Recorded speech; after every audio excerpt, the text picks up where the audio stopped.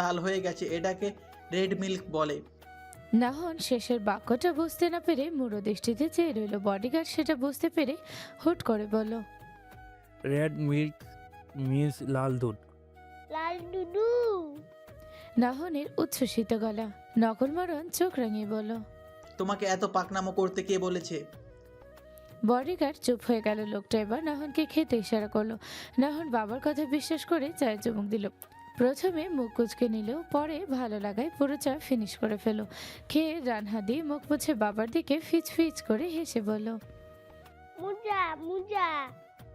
মুখ হাত বাঁধা অবস্থায় অচেতন অবস্থায় পড়ে আছে একজন যুবতী। বুটের খটখট আওয়াজ ফাঁকা রুমটায় প্রতিধ্বনিত হলো। চেয়ারে বসে লোকটা চোখ দিয়ে ইশারা করলো মেয়েটার জ্ঞান ফেরাতে।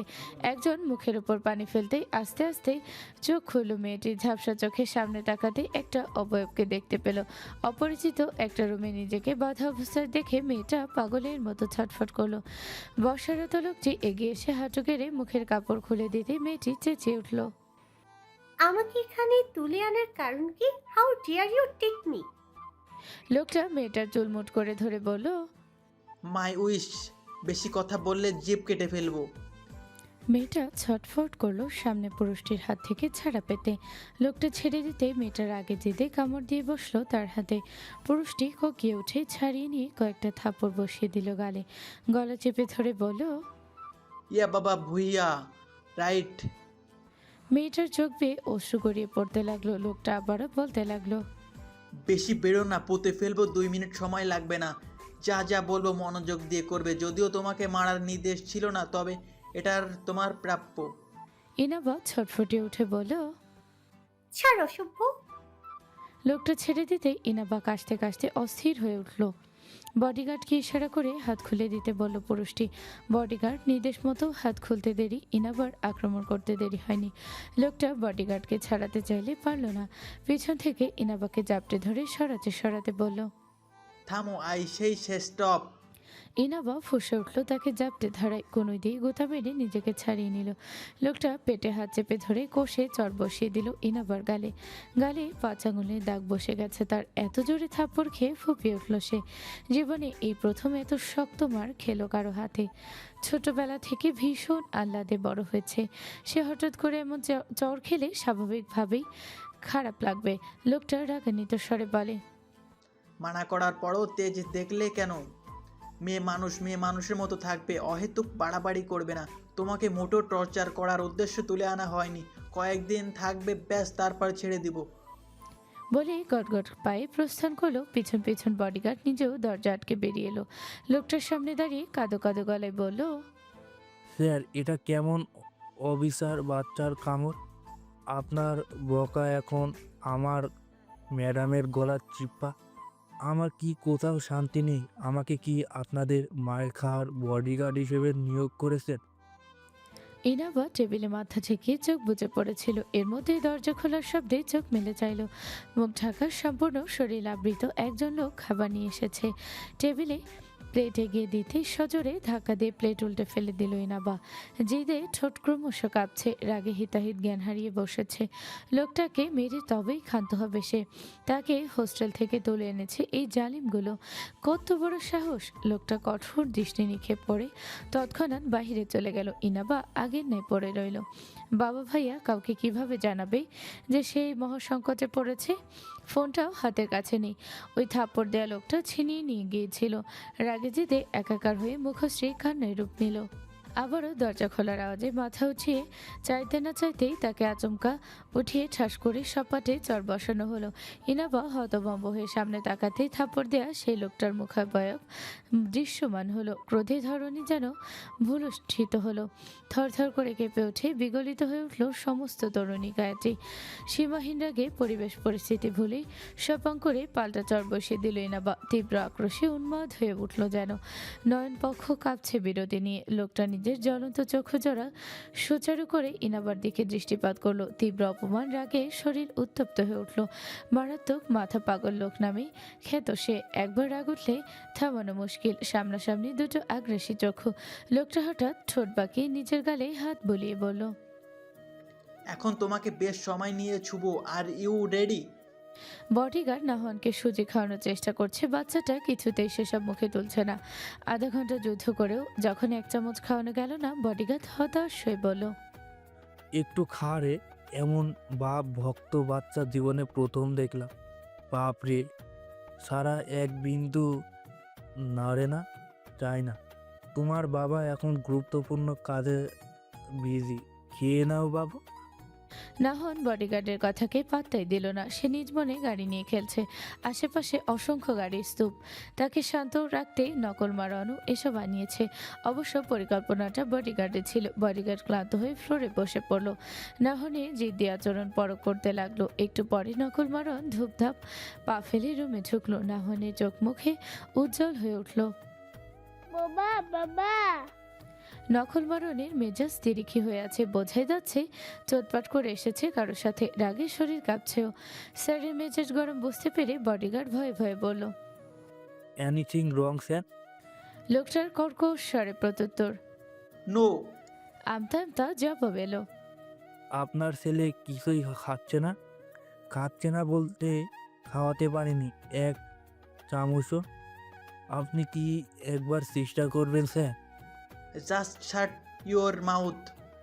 ধমক শুনে বডিগার্ড চুপ করে গেল। লোকটা এবার তীব্র বিরক্তি নিয়ে বলল, বারবার ফেস মাস্ক পরো, খোলো। ত্বকটা নষ্টই হয়ে যাবে। নিজের চেহারার গ্ল্যামার হারিয়ে ফেলবো এই নাটকে। তামাশা লাগিয়ে রেখেছে আমার সাথে। কাজটা তাড়াতাড়ি করবে তা নয়, কয়েকটা ঝামেলা আমার কাঁধের উপর উঠিয়ে দিয়েছে। যেন সাইফের না আমারই পানিশমেন্ট। এই মেয়েকে কেন এখানে আনতে বললো? তোমার কোনো আইডিয়া আছে? বডিগার্ড মাথা নাড়িয়ে অসম্মতি জানালো। অর্থাৎ এ বিষয়ে তার মোটেও ধারণা নেই। লোকটা দাঁতে দাঁত ঘষল। চোখ মুখ লালিমা বর্ণ ধারণ করেছে। সম্ভবত মুখে র্যাশ উঠেছে। লালচে লালচে দাগ দেখা দিয়েছে। এসব realistic 3D silicon face mask আধা ঘন্টার বেশি ব্যবহার করা ক্ষতিকর ও বিপজ্জনক। খোলার পর ত্বক চুলকায়, ঘামে, অস্বস্তি বোধ হয়। এই মাস্কগুলি সাধারণত উচ্চমানের সিলিকন দিয়ে তৈরি হয়, যা ত্বকের মতো নমনীয় এবং বাস্তবসম্মত চেহারা প্রদান করে। মাস্কের ডিজাইন 3D প্রযুক্তি ব্যবহার করে তৈরি করা হয়, যা মুখের প্রতিটি অংশের বিস্তারিত প্রতিলিপি তৈরি করে। হুবহু অন্যজনের চেহারা নকল করতে এই মাস্কের জরিমেলা ভার। যদিও একেবারে নিখুঁত চেহারা তৈরি করতে পারে না, তবুও এটি মানুষকে বিভ্রান্তিতে ফেলতে সর্বোচ্চ ভূমিকা পালন করে। নাহ নিজের ছোট্ট শরীরটা নিয়ে জড়িয়ে ধরল নকল মারণকে। বডিগার্ড সুজির বাটি এগিয়ে দিয়ে বলল, স্যার, একবার চেষ্টা করে দেখুন খাওয়াতে পারেন কিনা। ভারী গলায় উত্তর এলো। খেতে না চাইলে চেপে ধরে খাওয়াও। মরার দরকার হলে মরো, তবুও একে নিয়ে আমার সামনে থেকে যাও। এখন মেজাজ ঠিক নেই, মেরে টেরে বসতে পারি, তখন কান্নাকাটি করলে থামাবে কে? এই কুমিরের বাচ্চাকে এখন আমার অসহ্য লাগে। Just leave me. স্যারের কড়া কণ্ঠ শুনে বডিগার্ড নাহনকে তার থেকে ছাড়িয়ে কোলে তুলে নিতে চাইলে খামচে কামড় খেলো। নাহনকে জিদ করতে দেখে লোকটা রাগান্বিত হয়ে নাহনের 2 হাত নিজের পা দিয়ে চেপে হাতে সুজির বাটি নিয়ে জোর করে খাওয়াতে লাগলো। নাহন বাচ্চা সুলভ ভঙ্গিতে কেঁদে উঠল। কান্নার জন্য হা করতেই সুজির চামচ মুখে ঢুকিয়ে মুখ চেপে ধরে লোকটা বাচ্চাটা কাঁদতে কাঁদতে হিচকি তুলে ফেলেছে। বডিগার্ড বলল, স্যার, বাচ্চা মানুষ গলায় খাবার আটকাতে পারে। এভাবে রেগে খাওয়ালে শ্বাসনালীতে খাবার আটকাবে। কথা বলবে না? এটুকু শরীরের তেজ ছুটিয়ে দিব। বারবার জেদ ধরে কেন? পরশু থেকে অশান্তিতে রেখেছে। এর জন্য ঠিকমতো ঘুমাতে পারি না, খেতে পারি না, কাজ করতে পারি না। অসহ্য। বিরক্তি উপচে পড়ছে মুখ হতে নিঃসৃত বাক্যে। নাহন গাল ফুলিয়ে গুনগুন করে কাছে। 2 পাশের ফুলো গাল আরো উঁচু হয়ে আছে গাল ভর্তি খাবারে। নিজের হাত পা বাঁধা থাকায় নিরুপায় হয়ে প্রথম 2 চামচ গিলেও পরের চামচ মুখে ঢুকানোর সাথে সাথে লোকটার কোলের উপর ফেলে দিল। পুরো জামা মুখের উদ্গিরিত খাবারে নষ্ট করে ফেলল। নকল মারণ দ্রুততার ভঙ্গিতে নাহনকে ছেড়ে টিস্যু দিয়ে মুছে নাহনকে মারতে হাত উঠানোয় ইনাবা সেই হাত ধরে ফেলল। লোকটা ক্রোধে ফুঁসতে ফুঁসতে এক ঝটকায় হাত ছাড়িয়ে নিয়ে বলল, তোমাকে পূর্ণ স্বাধীনতা দেওয়া হয়েছে বলে যেখানে সেখানে চলে আসবে অধিকার নিশ্চয়ই দেওয়া হয়নি। হুট হাট অনুমতি ছাড়া ঢুকে পড়া কেমন ম্যানার্স? ইনাবা নির্ভয়ে প্রত্যুত্তর করলো, একজন যুবতী মেয়েকে তার অনুমতি ব্যতীত জোর করে তুলে এনে পুরুষ দেখিয়ে চড় থাপ্পড় মারা কেমন ম্যানার্স? তুমিও কিন্তু পাল্টা পদেঘাত করেছো। ওটার হিসেবে সেখানেই হয়ে গেছে এখানে। অথচ যেসব ইলজিক্যাল কথা টেনে পাশ কাটানোর চেষ্টা করবে না মিস ভুইয়া। নাহন তাদের কথার মাঝে ফুপিয়ে ফুপিয়ে কাঁদতে কাঁদতে ইনাবার পা আঁকড়ে ধরেছে। বাচ্চাটা বেশ ভয় পেয়ে আছে, চোখ দুটোতে স্পষ্ট তা ফুটে আছে। ইনাবা মুহূর্তের মাঝে বাচ্চাটার ওই গোল গোল অশ্রু ভেজা টুইটুম্ব রাখি জোড়ায় মায়ে পড়ে গেল। চোখে মুখে ভয়ের ছাপ স্পষ্ট, নিচে বসে চোখের পানি মুছে দিয়ে বলল, কাঁদে না বাচ্চা, কে মেরেছে তোমায়? নাহন হাত উঁচিয়ে নকল মারণ আর বডিগার্ডকে দেখিয়ে দিল। বডিগার্ড ভেবাচাকা খেয়ে দাঁড়িয়ে রইল। সে কখন কোন সময় আবার মারল। ইনাবা কপাল কুঁচকে বলল, এইটুকু মাসুম বাচ্চাকে মারতে আপনাদের হাত কাঁপল না? কোন মায়ের বুক খালি করে এনেছেন ওকে? কার নারীতে টান দিয়েছে আপনার জঘন্য পৌরসত্ব? এটুকু অবুঝ বাচ্চার সঙ্গে আপনাদের কিসের শত্রুতা? শেষের কথাগুলো নকল মারণের উদ্দেশ্যে ছুড়ে দিল ইনাবা। লোকটা নিজেকে কন্ট্রোল করে বলল, আগেও বলেছি আমার কোনো বিষয়ে ইন্টারফেয়ার করবে না। তোমাকে কৈফিয়ত দিতে বাধ্য নই আমি। নিজের সীমার মধ্যে থাকো, নয়তো বসের আদেশ অমান্য করেই নিজের রূপে ফিরে যেতে বাধ্য হব। আমাকে ঠান্ডা থাকতে দাও, নয়তো পস্তাবে। ইনাবা হাসতে হাসতে বলল, তা কি প্রস্তাব একটু শুনি। একটু আগে ক্যারাটের কথা ভুলে গেছেন? লোকটা রহস্যময় হেসে বলল, অবশ্যই না, খুব ভালোভাবেই মনে রেখেছি। একেবারেই কলিজার ভেতরে সযত্নে তুলে রেখেছি। সময় হলে অবশ্যই সেটা ফেরত পাঠাবো। ইনাবা তার কথায় বিশেষ পাত্তা দিল না। নাহনকে কোলে তুলে বলল, এরা তোমার কি হয়? নাহন নকল মারণের দিকে হাত উঁচিয়ে বলল, বাবা মারছে, বেশি বেশি মারছে। ইনাবা এবার হতবাক হয়ে লোকটার দিকে চেয়ে বলল, আপনার ছেলে নিজের সন্তানকে কোন পিতা এইভাবে মারে? লোকটা কিরমির করে জবাব দিল, ওকে মেরেছি কোথায়? জোর করে খাওয়াতে গিয়েছি। এখন সেটার নাম হয়েছে মারা। অসহ্য। এত বিরক্ত কেন এইটুকু বাচ্চার প্রতি? ওর মা কোথায়? লোকটার কঠিন ও দৃঢ় গলা। জাহান্নামে যাবে। ইনাবা রুড়ো গলায় বলল, ওটাই আপনি যাবেন 2 দিন পর। আমাকে সাধছেন কেন? নিজের স্ত্রী সন্তানের প্রতি এত ব্রিটিশ না? আপনাকে যে বিয়ে করেছে এবং সন্তান দিয়েছে তার প্রতি অসম্মানজনক আচরণ কতটুকু যৌক্তিক? নিজের বিবেককে প্রশ্ন করেছেন কখনো? লোকটা এবার ইনাবার দিকে 2 কদম এগিয়ে এসে বলল, আমি করিনি। নাও তুমি এবার প্রশ্ন করে দেখো কি বলে। ইনাবা ঘৃণার সহিত পিছিয়ে গিয়ে বলল, দূরে থাকুন, নয়তো আবারও আমার হাত চলবে। হ্যাঁ, আর আমি তোমার সেই চলন্ত হাতে বসে বসে চুমু খাবো। কর্কশ ও কৌতুক মিশ্রিত প্রত্যুত্তর। ইনাবার কথা বাড়ালো না। কথার পৃষ্ঠে কথা এর চেয়ে থেকে থেমে যাওয়াই শ্রেয়। নাহনকে কোলে নিয়ে বেরোতে নিলে লোকটা বলল, এই পার্টি নিয়ে যাও, এই কুমিরের বাচ্চাকে খাওয়াতে পারো কিনা। ইনাবা সে বাটি থেকে তাকালোই না। বডিগার্ডকে উদ্দেশ্য করে বলল, ভাত, সবজি, চিকেন, ডিম সিদ্ধ আর 1 গ্লাস দুধ দিয়ে যাবে। তারপর বেরিয়ে যেতে যেতে বলল, এইটুকু বাচ্চাকে পালার মুরুদ নেই। এসেছে বাপ হতে। বাপ না, সাক্ষাৎ আজরাইল। ইনাবা ছোট ছোট লোকমা তুলে নাহনকে খাইয়ে দিচ্ছে। বাচ্চাটা বিনা জ্বালাতনে আরাম করে খাচ্ছে। প্রত্যেক নারীর গায়ে বোধহয় একটা মামা ঘ্রাণ পাওয়া যায়। মেয়েরা যেমন মায়ের আহ্লাদ দিতে খাওয়াতে পারে, পুরুষরা সেটা পারে না। তাদের নেচার কাজ করতে টাইপ। বাচ্চারা সেখানে কমফোর্ট ফিল করে না। তারা নমনীয় ভালোবাসা, আদর বেশি উপভোগ করে। ইনাবা কোমল গলায় জিজ্ঞেস করলো, আর একটু খাবে? নাহন মাথা নাড়িয়ে বলল। খাবো না। ইনাবা বলল, আর একটু খাইয়ে দে। নাহন ঘাড় নাড়িয়ে না বোঝালো। ইনাবার জোর করলো না, যা খেয়েছে এটাই যথেষ্ট। মুখ ধুয়ে দিল, দুধ ঢাকা দিয়ে রাখলো এক পাশে। পেটটা খালি হলে খাইয়ে দেবে। ওকে দাঁড় করিয়ে প্লেটে রাখতে আর এক হাত ধুতে গেল। হাত ধুয়ে রুমে ঢুকে দেখলো নাহন খাটের উপর দাঁড়িয়ে রুমের সব সুইচ টিপছে। লাইনটা একবার জ্বলছে আবার নিভছে। জিনিসটা তার কাছে এক প্রকার খেলা। ইনাবা আটকে উঠে ওকে সেখান থেকে কোলে তুলে সরিয়ে নিল। নাহন কাঁদো কাঁদো গলায় বলল, মাইল কাটে যাবো। ইনাবার বেশ মায়া হলো অতটুকু বাচ্চার অবুঝ আবদারে। আহারে, এই মাসুম বাচ্চাটার মানি ভাবলেই কেমন মন খারাপ হচ্ছে। হৃদয়ে যাতনা অনুভূত হয়। সে শক্ত করে জড়ি ধরে সম্মুখে উত্থিত হলো। আধারে ওই দেয়ালের দিকে দৃষ্টিপাত করলো।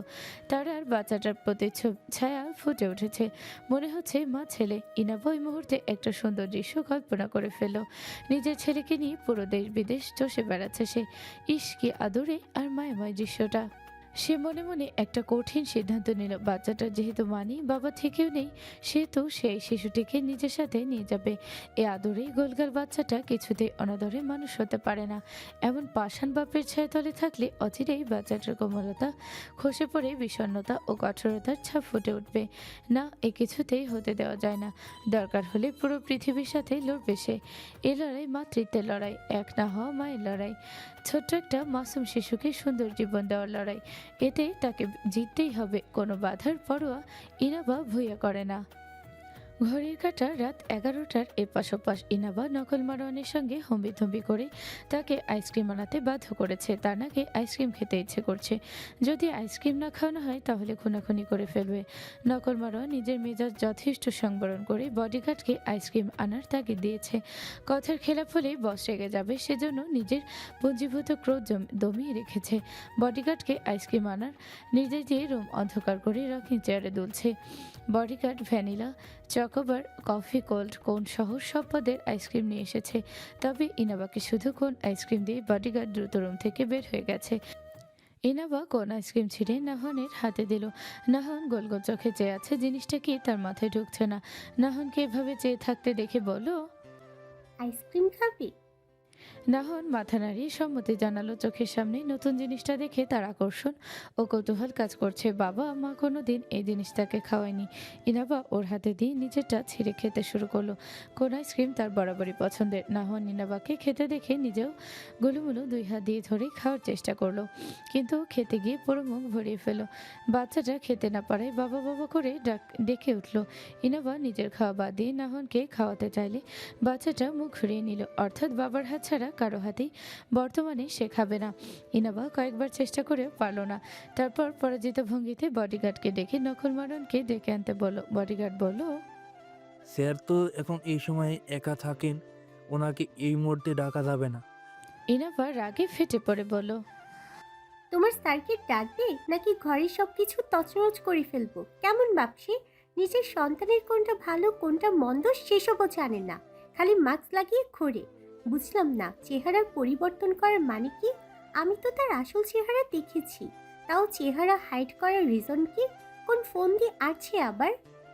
ইনাবার সন্দেহান কণ্ঠস্বর। বডিগার্ড থতমত খেয়ে বলল, ম্যাম, সেটা তো আমি বলতে পারবো না। আপনি বরং স্যারকে জিজ্ঞেস করে দেখতে পারেন, আমি ডেকে আনছি। এই খবরদার, পালাবার চেষ্টা করবেন না। তুমি হলে ওই লোকের ডান হাত, আর তুমিই জানো না এমন উদ্ভট কাজকর্মের মানে কি? ঘটনা খুলে বলবে নাকি তোমার চাকরি নট করার ব্যবস্থা করব? বডিগার্ড মাথা নুয়ে ফেলে চুপ করে রইল। ইনাবা আবার তাগিদ দিতে চাইলো। নাহন খেতে উঠল। ইনাবা চট করে তাকাতেই দেখলো আইসক্রিম গলে গলে পড়ছে বাচ্চাটার হাতে। সে তড়িঘড়ি করে বডিগার্ডকে তার স্যারকে ডেকে আনতে ইশারা করলো। বডিগার্ড চুপচাপ বেরিয়ে যেতে ইনাবা নাহনের হাত থেকে আইসক্রিম নিতে চাইলে নাহন দিল না, হাতের মুঠো করে ধরে রাখলো। অন্যদিকে নকল মারণকে গুরুতর ঘটনা ঘটে গেছে এই কথা বলে বডিগার্ড নিয়ে আসলো। লোকটা দ্রুত গতিতে রুমে ঢুকতে দেখলো নাহন ইনাবা বসে আছে। রুমে অস্বাভাবিক কিছুই দেখতে পেল না। নাহন তাকে দেখতেই বাচ্চাটা ডেকে উঠলো। বাবা বাবা। ইনাবা ঘাড় ফিরিয়ে চেয়ে বলল, ওকে আইসক্রিমটা খাইয়ে দিন দ্রুত, পুরো গলিয়ে ফেলেছে। লোকটার ভ্রুজোড়া কুঁচকে গেল, চেহারার ভাঁজে ভাঁজে বিরক্তি বিদ্যমান। ইনাবা আবারও তাগিদ দিতে লোকটা এবার শক্ত গলায় বলল, তুমি আমাকে অর্ডার করছো? আপনার সন্তানকে খাওয়াবে, এতে আমার অর্ডার করা কি আছে? আশ্চর্য। লোকটা নিজেরা কন্ট্রোল করে বলল, ওকে খাইয়ে দিতে হবে কেন? তুমি আছো কি করতে? আমার হাতে খেলে নিশ্চয়ই আপনাকে ডাকা হতো না? ইনাবার তারা প্রশ্ন। লোকটা কথার বিপরীতে কথা না বাড়িয়ে বিরক্তি চেপে নাহনের পাশে বসে আইসক্রিম খাওয়াতে মনোযোগ দিল। নাহন খাচ্ছে আর মাথা নাড়িয়ে আছে, বলছে, আই কি মুজা মুজা। নকল মারণ বিরক্তি চেপে খাওয়াচ্ছে। খাওয়ানো শেষ হতেই নাহনের কাশি উঠে গেল। কাশতে কাশতে বাচ্চাটা অস্থির হয়ে উঠল। ইনাবা চিন্তিত হয়ে বুক পিঠ ডলে দিতে লাগলো। পাশেই লোকটা মুখ কুচকে সব কিছু হজম করছে। রাগ তার শরীরে টকবক করে ফুটছে। সাইফারের বাচ্চার সমস্যা কি? এখনো ছেলের কোনো খোঁজ খবর নিতে এলো না।